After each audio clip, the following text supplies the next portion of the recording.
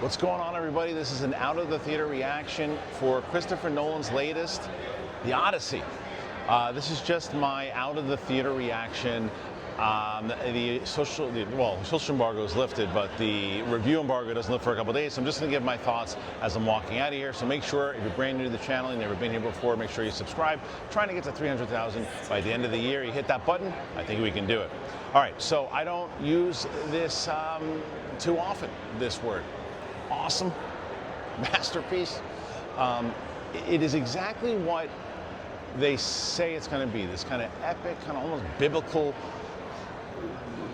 adventure, and it's just what Christopher Nolan does with the masterful performance of Matt Damon as Odysseus.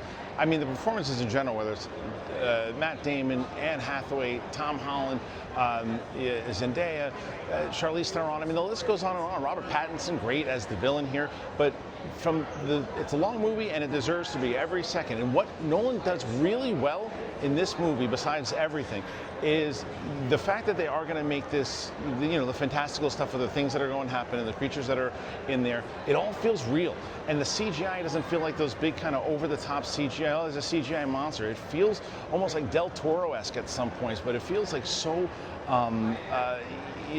real.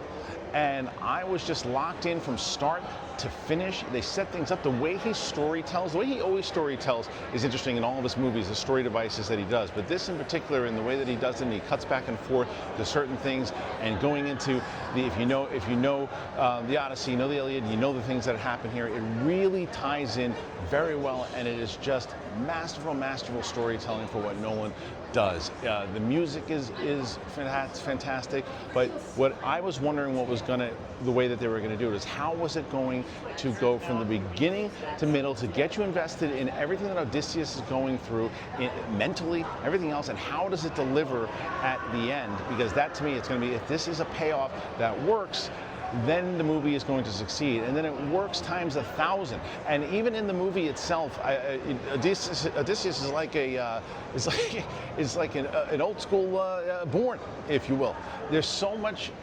And the action, the way that the violence plays, that it doesn't have to be over the top gory.